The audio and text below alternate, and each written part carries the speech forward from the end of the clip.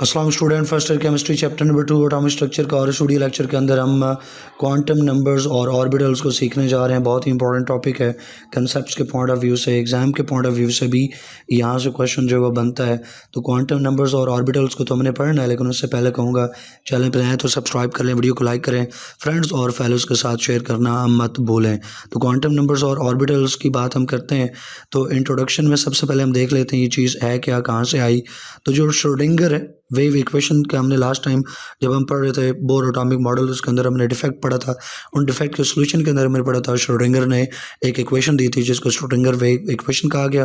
तो ये 1926 के अंदर उसने ये इक्वेशन दी और इसके अंदर इलेक्ट्रॉन्स को ट्रीट किया गया वेव की तरह, वेव लाइक मोशन। और इससे 3 डायमेंशनल वेव के अंदर जब 3 डायमेंशनल मूवमेंट जब इलेक्ट्रॉन की कंसिडर की, क्योंकि बोर ने तो 2 डायमेंशनल जो है वो कंसिडर की थी इलेक्ट्रॉन की मोशन। बोर ने कहा था इलेक्ट्रॉन जो है वो ऑर्बिट के अंदर मूव कर रहे हैं, ऑर्बिट जो है वो सर्कुलर है, ऑर्बिट सर्कुलर है तो सर्कल जो 2 डायमेंशनल होता है।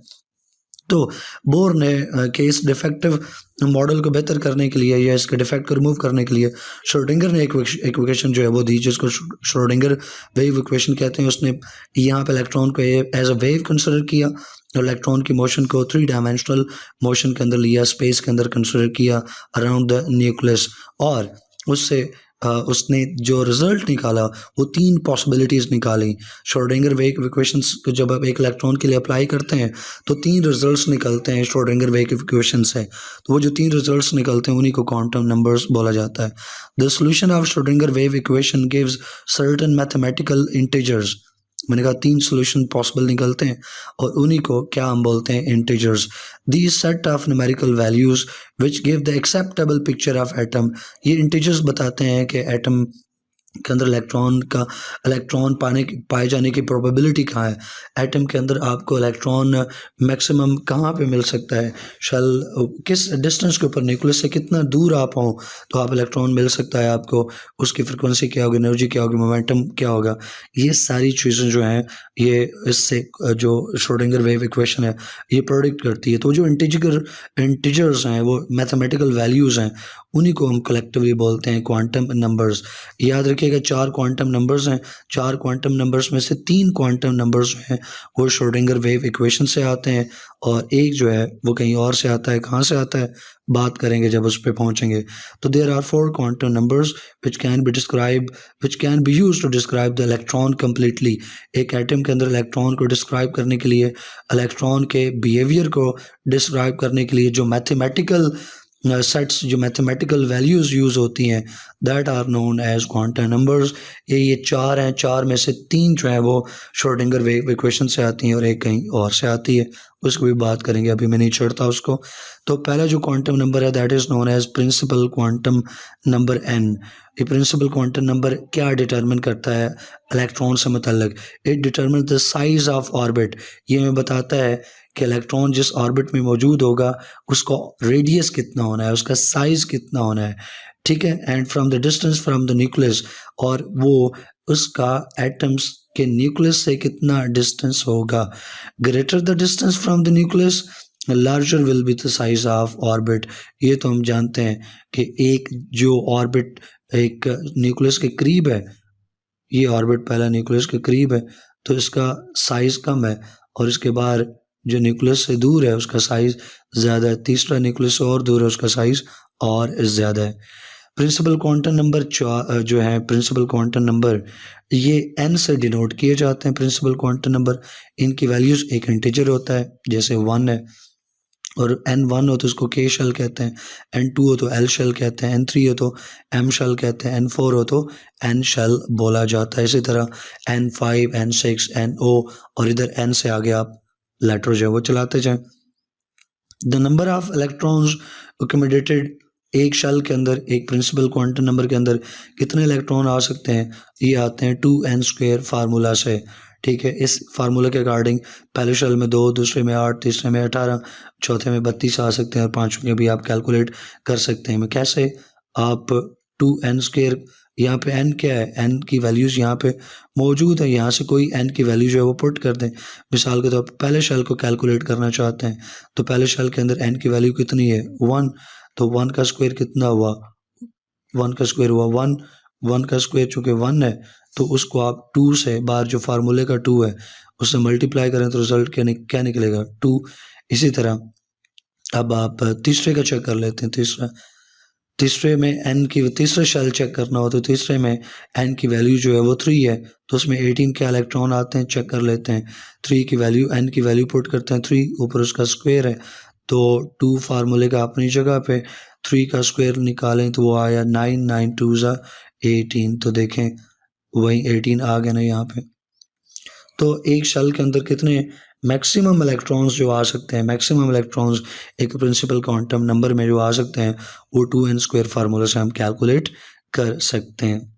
नेक्स्ट पॉइंट देखें, the higher the value of n higher will be the energy of electron and the space around the nucleus. ये बात भी है क्योंकि पहला n की वैल्यू 1 है तो ये पहला शेल छोटा होगा, उसके अंदर इलेक्ट्रॉन की एनर्जी कम, फ्रिक्वेंसी कम, मोमेंटम कम। अब आप n2 पे चले जाएं, के शेल पे चले जाएं, n2 का साइज़ बड़ा, उसके अंदर इलेक्ट्रॉन की एनर्जी ज़्यादा, फ्रिक्वेंसी ज़्यादा, मोमेंटम ज़्यादा। बात समझ आपको? आगे इस तरह आप तीसरे शेल पे चले जाएं, तीसरा शेल जो है वो और बड़ा साइज़ में, उसकी एनर्जी और ज़्यादा, उसके अंदर इलेक्ट्रॉन का मोमेंटम और फ्रिक्वेंसी भी और ज़्यादा। तो जो सर्कुलर पाथ है इलेक्ट्रॉन का, the circular path of electron around the nucleus that is known as orbit, और वही n1 n2 वही उनके नाम है। A cloud showing the probability of finding electron in terms of the charged cloud around the nucleus is called electronic cloud. ये term समझने वाली है, ये इलेक्ट्रॉनिक क्लाउड की टर्म जो है वो आगे भी यूज़ होगी आगे मुख्तलिफ चैप्टर्स में, तो इसको अभी समझ लें इलेक्ट्रॉनिक क्लाउड क्या चीज़ है। ये है nucleus.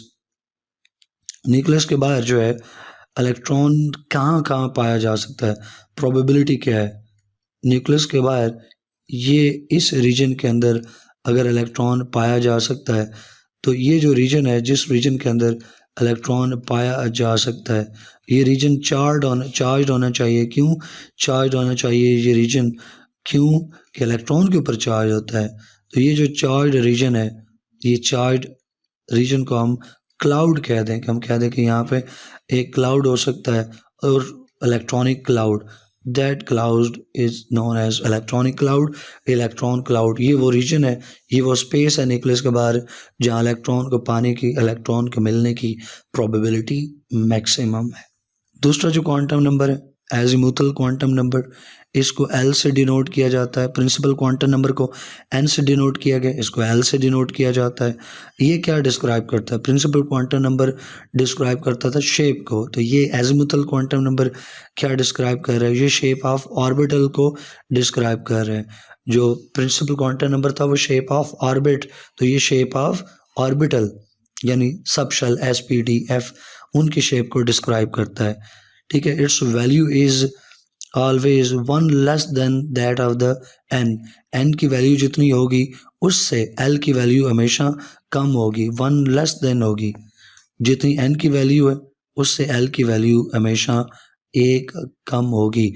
It's value is always 1 less than that of n की वैल्यू अगर 1 है तो l की वैल्यू n-1 0, n की वैल्यू 2 है तो l की वैल्यू 2-1 0, तो हमेशा n के 2-1 1 0, मैंने गलती से बोल दिया। आगे नीचे कैलकुलेशन ये मौजूद है, मैं आपको दिखाता भी हूँ। तो n की जितनी वैल्यू है उससे 1 कम कर दें तो l की वैल्यू आ जाएगी। द वेरियस एनर्जी सब लेवल्स वो कौन से हैं जिनको L से डिनोट किया जाता है? S, P, D और F हैं। having at most 2, 6, 10 and 14 electrons in them respectively। आपको पता भी है 9th के अंदर आपने इलेक्ट्रॉनिक कन्वर्शन सीखी है और अभी आप दोबारा ये चीज़ सीख लेंगे। ठीक है, 4 हमारे पास सब शेल हैं, सब लेवल्स हैं, ऑर्बिटल्स हैं, S, P, D और F। इन चारों के अंदर क्या इलेक्ट्रॉन्स आ सकते हैं तरतीब से? S के अंदर मैक्सिमम 2, P में 6, D में 10 और F के अंदर मैक्सिमम 14 इलेक्ट्रॉन्स जो हैं वो फिल हो सकते हैं। They are designated as, S को क्यों S कहा जाता है तो ये आपको नाम पता चल जाएगा। S stand for sharp, P stand for principal, D start for diffuse और F स्टार्ट फॉर फंडामेंटल। ये स्पेक्ट्रल लाइंस आती हैं, स्पेक्ट्रल लाइन, स्पेक्ट्रम बनाते हैं ना हाइड्रोजन का, हाइड्रोजन का जब आप स्पेक्ट्रम हासिल करते हैं तो इससे 4 स्पेक्ट्रल लाइंस जो हैं वो हमें मिलती हैं कहीं पे, उनको हम नाम देते हैं शार्प, ठीक है, प्रिंसिपल, डिफ्यूज और फंडामेंटल। तो ये 4 जो लाइंस हमें मिलती हैं, इन 4 लाइंस को SPDF और उनके फुल नेम भी मैंने आपको बता दिए, आगे इसकी डायग्राम भी आपको दिखाऊंगा मैं। इनकी वैल्यू अगर हमने निकालनी हो तो ये L 0 से शुरू होगा, 0 से शुरू होगा, 1 2 3 4 कोई सा भी हो सकता है, और निकालना हो तो n-1, n जो प्रिंसिपल क्वांटम नंबर है उसमें से 1 आप माइनस कर दें तो आपके पास n की वैल्यू, l की वैल्यू आ जाएगी। कैसे ज़रा देखें नीचे, l की वैल्यू यहाँ पे 1 है k, तो l कितना होगा, 1 - 1 0, अगर 0 हो तो ये s सब शेल है और इसके अंदर 2 इलेक्ट्रॉन आएंगे। अगर n की वैल्यू जो है वो 2 हो तो ये l, अब 2 से अगर हम माइनस करें 1 को तो रिजल्ट क्या आता है, 2 - 1 = 1। तो 1 तक जाना हो तो 0 से स्टार्ट लेना ना, तो 0 से आ जाए 1 के ऊपर, तो L इक्वल हो गया 0 के, 0 आ गया S, और जो दूसरा 1 है वो आ गया P के लिए। तो अगर n की वैल्यू 2 है तो इसका मतलब है उसके अंदर S भी होगा, उसके अंदर P भी होगा। दूसरे लफ्ज़ों में जो दूसरा शेल है उसके अंदर 2 सब शेल होंगे, S भी और P भी। कैसे पता चलता है, उसकी L की वैल्यू से हम शुरू करते हैं। शेल नंबर 2 था, उसमें -1 किया, रिजल्ट निकला 1। अब 1 लेने के लिए 0 से स्टार्ट करना है, 0 से काउंटिंग शुरू करनी है, तो 0 और उसके बाद आता है 1। तो 0 से 1 के ऊपर हम गए तो 2 डिजिट्स हमें मिले, तो 2 सब शेल्स आने चाहिए, 0 S के लिए, 1 P के लिए। S के अंदर आ गए 2 इलेक्ट्रॉन, P के अंदर आ गए 6 इलेक्ट्रॉन।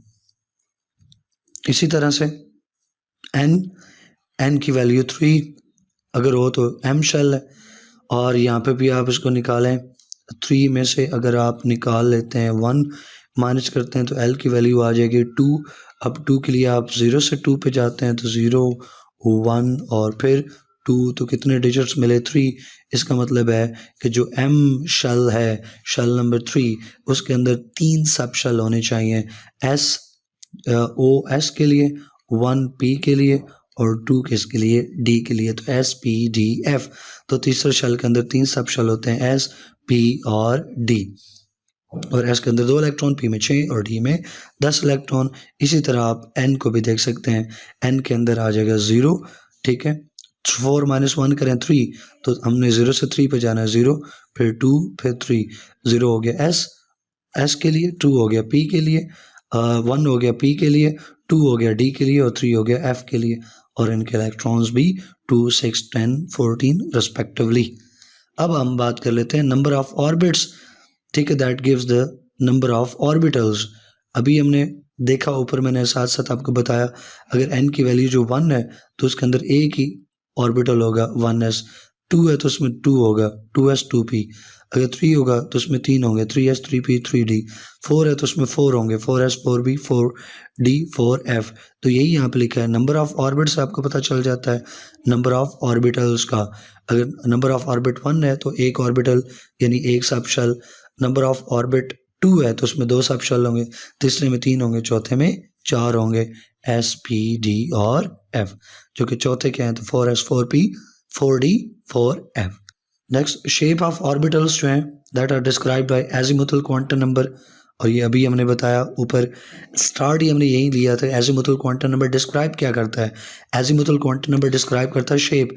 तो S की जो है वो शेप स्फेरिकल है, P की जो है वो डंप बेल है, और जो D है ये सासेज की तरह है, और F जो है इसकी शेप जो है वो कॉम्प्लिकेटेड होती है। नीचे डायग्राम के अंदर देखें S सब शेल कैसा होगा, S की यहाँ पे शेप देखें, S जो है वो राउंड है, तो ये आपने हर सूरत की शेप्स याद रखनी है। S स्फेरिकल होता है, P डंप बेल होता है, और जो D है ये सासेज की तरह, सासेज आपने खाया होगा, D की शेप जो सासेज शेप होती है। F जो है वो कम्प्लेक्स है, F जो है वो ड्रॉ करने के लिए नहीं आता इस लेवल के ऊपर, और ना ही इसको आप हाथ से यूँ ड्रॉ करते होते हैं आमतौर पे। तो आपके सिलेबस में शामिल है S और P, आपने S और P को ड्रॉ करना सीखना है। डी जो है आपके सिलेबस में नहीं है, एफ आपके सिलेबस में नहीं है, तो एस और पी की शेप्स आपको ड्रॉ करना आना चाहिए। तीसरे नंबर के ऊपर है मैग्नेटिक क्वांटम नंबर, इसको एम से डिनोट किया जाता है मैग्नेटिक क्वांटम नंबर को। और ये क्या एक्सप्लेन करता है? It explain the effect of orbital in magnetic field, जैसे इसका नाम बताता है मैग्नेटिक क्वांटम नंबर, तो ये मैग्नेटिक इफेक्ट को डिस्क्राइब कर रहा है। मैग्नेटिक इफेक्ट किसका?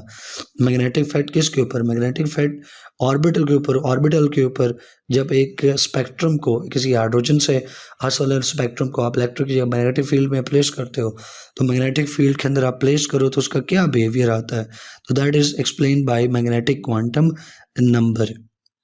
ये क्या बताता है जी? हमने देख लिया। अब मैग्नेटिक क्वांटम नंबर जो है डिटरमिन्स करता है ओरिएंटेशन ऑफ ऑर्बिटल। स्पेस के अंदर मैग्नेटिक क्वांटम नंबर बताता है कि कोई ऑर्बिटल, कोई सब शेल स्पेस के अंदर किस तरह से अरेंज होगा, और ये एजीमुथल क्वांटम नंबर के साथ जुड़ा हुआ है। किस तरह एजीमुथल क्वांटम नंबर के साथ जुड़ा हुआ है ये देख लें। अगर आपने एल की वैल्यू मालूम कर ली, तो वो जो एल की वैल्यू आ गई है वो उसको आप पॉजिटिव से शुरू करें, ज़ीरो पर जाएं, और फिर वही इंटीजर जो है वो इंटीजर आप नेगेटिव तक लेके जाएं। मिसाल के तौर पे एन की वैल्यू 1 है, बल्कि तरह 2 ले लेते हैं ताकि और अच्छा समझ आ जाए। एन की वैल्यू 2 है, तो इससे एजीमुथल क्वांटम नंबर एल निकालना हो तो क्या निकलेगा? 2 माइनस 1, 2 माइनस 1, तो एजीमुथल क्वांटम नंबर कितना निकला? 1। इससे मैग्नेटिक क्वांटम नंबर निकालना हो तो क्या लिखा है? 1 है, तो एक बार प्लस का लिखो, 0 तक ले जाओ, फिर एक बार माइनस का लिखो, यानी 1 निकला है तो आ जाएगा +1, फिर +1 0, और फिर -1। तो कितनी वैल्यूज निकली? 3, +1 0 और -1। इसका मतलब है कि ये जो शेल नंबर 2 है, शेल नंबर 2, या आप कह लें ये जो 1 आपने यूज़ किया था, किस सब शेल के लिए यूज़ किया था? सब शेल पी के लिए। एजीमुथल क्वांटम नंबर के अकॉर्डिंग 1 अगर एल की वैल्यू है तो that's stand for P sub shell, P orbital. तो हमें पता चला कि पी स्पेस के अंदर 3 तरीक़ों से अरेंज हो सकता है कि इसके 3 मैग्नेटिक क्वांटम नंबर की वैल्यूज़ निकली हैं, +1, 0 और -1। तो कि 3 वैल्यूज़ निकली हैं, तो पी सब शेल स्पेस के अंदर 3 तरीक़ों से अरेंज हो सकता है। नीचे यहीं पे देखें, if L is equal to 0 और M इज़ इक्वल टू 0, तो इसका मतलब क्या है? इसका मतलब ये है कि ये S जो ऑर्बिटल है, S सब शेल वो स्फेरिकल है, और वो स्पेस के अंदर चारों तरफ से फैला हुआ स्फेरिकल है ना, 3 डायमेंशनल स्फेरिकल स्फेयर, तो स्पेस के अंदर चारों तरफ से वो स्प्रेड हुआ है। पूरे एटम के अंदर पूरी स्पेस को 3 डायमेंशनली वो मौजूद है। It is not deflected in any particular direction on placing in magnetic field. L की वैल्यू 0 हो तो कौन सा सब शेल आता है? एल की वैल्यू 0 का होने का मतलब है एस सब शेल। अगर एन की वैल्यू 0 है, वो एस सब शेल है, तो एस को जब हम मैग्नेटिक फील्ड के ऊपर magnetic field S sub shell के ऊपर अप्लाई करें तो मैग्नेटिक फील्ड से क्या एस स्प्लिट होता है? नहीं। एस जो है वो मैग्नेटिक फील्ड के अंदर फर्दर लाइंस के अंदर, फर्दर स्पेक्ट्रल लाइंस के अंदर स्प्लिट नहीं होता। इसलिए हम कहते हैं it is not deflected in any particular direction on placing in magnetic field, और तभी हम कहते हैं कि ये S जो है वो spherical है। एक और एग्जांपल ले लें, अगर L की वैल्यू 1 है तो इसका मतलब है ये P है, और मैग्नेटिक वैल्यू क्या निकलेगी? मैग्नेटिक वैल्यू निकलेगी ऊपर जैसे मैंने निकाल के दिखाई, 1 है तो एक बार +1, फिर 0, फिर -1, 3 वैल्यूज़ निकली। इसका मतलब ये है कि ये स्पेस के अंदर अपने आप को 3 तरीक़ों से अरेंज कर सकता है। कौन? P। It means that p orbital can be deflected in 3 directions on placing in the magnetic field, or p orbital splits into 3 degenerate orbitals in magnetic field। जो p ऑर्बिटल है वो स्पेस के अंदर जब मैग्नेटिक फील्ड में से उसको पास करें, वो 3 डिफरेंट लेवल्स के ऊपर अपने आप को डिवाइड कर देता है, अपने आप को स्प्लिट कर देता है। एक एक्सेस के ऊपर जो p का पार्ट हो उसको पी एक्स कहते हैं, वाई एक्सेस के ऊपर जो p अपने आप को अरेंज करे उसको पी वाई कहते हैं, जी एक्सेस के ऊपर जो अपने आप को अरेंज करे उसको पी जी कहते हैं। यहाँ साथ 2 क्यों लगा हुआ है? 2px 2py 2pz क्यों? 1p 2p 3 2 1 पी क्यों नहीं है? वन पी इसलिए नहीं है कि पहला जो शेल है, पहले शेल के अंदर पी होते ही नहीं है, पी स्टार्ट ही दूसरे सब शेल के अंदर होता है। तो पी का आगाज़ चूँकि दूसरे शेल से हो रहा है, लिहाजा 2 ही साथ आएगा। 3 भी लगा सकते थे, 4 भी लगा सकते थे, लेकिन जब आगाज़ 2 से हो रहा है तो आगाज़ ही हमने ले लिया 2px 2py 2pz। तो आपने याद रखना है कि पी कोई एक नहीं होता, पी अपने आप को मैग्नेटिक फील्ड अगर अप्लाई करें तो 3 हिस्सों में डिवाइड कर लेता है, एक एक्स एक्सिस के ऊपर पी एक्स, एक वाई एक्सिस के ऊपर पी वाई और एक जी एक्सिस के ऊपर पी जी। नेक्स्ट देखिए, अगर एल की वैल्यू 2 है तो उसका मतलब है कि ये डी सब शेल को इंडिकेट करेगा। और इसकी क्या वैल्यू हो सकती है मैग्नेटिक क्वांटम नंबर की? एक बार +2, फिर +2 से नीचे हैं +1, फिर 0, अब माइनस में चलते हैं -1 और -2, तो 5 वैल्यूज़ निकली मैग्नेटिक क्वांटम नंबर की। इसका मतलब है कि जो एस जो है वो 0 पे था, पी 3 पे अरेंज हो गया, डी जो है अपने आप को स्पेस के अंदर 3 डिफरेंट डायरेक्शंस के अंदर जो है वो अरेंज कर सकता है। ये 3 डायरेक्शन कौन सी हैं? D X Y, D X Z, D Y Z, D X square Y square, D Z square. ये डायग्राम्स भी आपके सामने बनी है। तो डी ऑर्बिटल अपने आप को स्पेस में 3 डिफरेंट डायरेक्शंस में अरेंज कर सकता है। नेक्स्ट, अगर एफ़ की बारी हो, एफ़ की बात करें हम, तो वो भी उसी तरह एफ़ जो है उसके लिए जो एज़ीमुथल क्वांटम नंबर है वो 3 है, और इसका मतलब ये है कि मैग्नेटिक क्वांटम नंबर क्या होगा? +3 से शुरू करें, +3 पीछे आए, +2 फिर +1, 0 आ गया, फिर 0 से आगे -1 -2 -3। तो ये कितनी वैल्यूज़ निकली? ये 7।